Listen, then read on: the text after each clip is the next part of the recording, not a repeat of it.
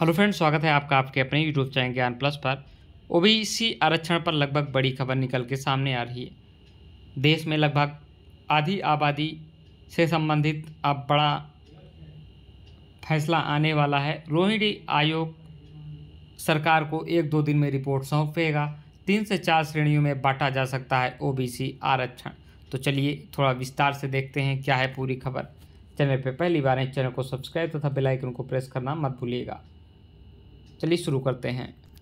तो देखिए क्या है खबर। 3 से 4 श्रेणियों में बांटा जा सकता है। आरक्षण के बाद भी इसके लाभ से वंचित अन्य पिछड़ा वर्ग यानी कि ओबीसी की कई जातियों को अब अपने हक से जुड़े लाभ के लिए और ज़्यादा इंतजार नहीं करना होगा। करीब 6 वर्ष की लंबी जिद्दोहद के बाद जस्टिस रोहिणी आयोग ने ओबीसी आरक्षण के वर्गीकरण को लेकर अपना काम पूरा कर लिया है। इस रिपोर्ट को गोपनीय रखा गया है और अगले 1-2 दिन में सरकार सौंपने की तैयारी है। लेकिन जो जानकारी मिले है उसके तहत ओबीसी आरक्षण को 3 से 4 श्रेणियों में बांटने की सिफारिश की गई है। पहली प्राथमिकता में ऐसी उन सभी जातियों को रखने की सिफारिश की गई है जिन्होंने अभी तक इसका एक बार भी लाभ नहीं मिला है। ओबीसी में इन जातियों की संख्या करीब 1,500 है। यह बात अलग है कि इनकी आबादी अन्य ओबीसी जातियों के मुकाबले काफ़ी कम है।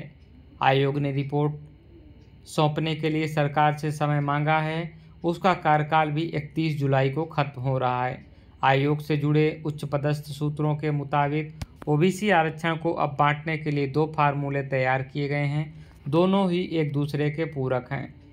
पहले फार्मूले में अन्य पिछड़ा वर्ग आरक्षण को 3 श्रेणियों में बांटने की सिफारिश की गई है। इनमें पहली श्रेणी में ओबीसी की को ऐसी 1,500 जातियों में शामिल करने का प्रस्ताव है जिन्हें आरक्षण का अब तक कोई लाभ नहीं मिला है।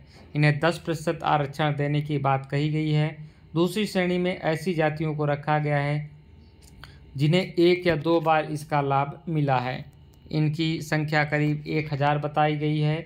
इन्हें भी बंटवारे में 10% आरक्षण प्रस्तावित किया गया है, जबकि बाकी बचे 7% आरक्षण में उन जातियों को रखा गया है जिन्होंने अब तक आरक्षण का सबसे ज़्यादा लाभ लिया है। इन जातियों की संख्या करीब 150 है।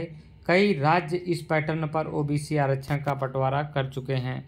आयोग ने ओबीसी आरक्षण के बंटवारे का जो दूसरा फार्मूला दिया है उनमें 4 श्रेणियों में बांटने का सुझाव दिया है, जो पहले वाले फार्मूले जैसा है, लेकिन इसमें आरक्षण के लाभ से वंचित जातियों तक पहुँचने के लिए इसके दायरे को और छोटा किया गया है।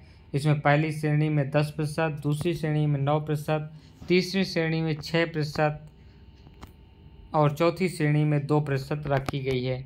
यह फार्मूला शैक्षिक संस्थानों के लिए दाखिले और सरकारी नौकरियों को लेकर जुटाए गए आंकड़ों के आधार पर तैयार किया गया है। यह पूरी तरह से वैज्ञानिक है और तथ्यों पर आधारित है। इसे कैसे और कब अमल में लाया जाना है, यह फैसला सरकार को करना है। देश के करीब 11 राज्य ऐसे हैं जहां पहले ही ओबीसी आरक्षण का बंटवारा किया जा चुका है। इन राज्यों में आंध्र प्रदेश, तमिलनाडु, बंगाल, झारखंड, बिहार, हरियाणा, कर्नाटक, तेलंगाना, महाराष्ट्र, जम्मू कश्मीर और पुडुचेरी शामिल हैं। इनके अलावा भी कई राज्यों में इस पर तेज़ी से काम चल रहा है। आयोग ने अपने अध्ययन में इन राज्यों के फार्मूले की भी बारीकी से परखे हैं। वर्ष 2017 में गठन 15 बार बढ़ाया गया आयोग का कार्यकाल। ओबीसी आरक्षण के उपवर्गीकरण को लेकर सरकार ने अक्टूबर 2017 में सेवानिवृत्त न्यायाधीश जस्टिस जी रोहिणी की अगुवाई में इस आयोग का गठन किया गया था। मौजूदा समय में देश में ओबीसी की करीब 2700 जातियां हैं। इस आयोग के कार्यकाल को करीब 15 बार विस्तार दिया जा चुका है। मौजूदा आरक्षण नियमों के तहत ओबीसी जातियों के लिए कुल 27% का जो आरक्षण निर्धारित किया गया है।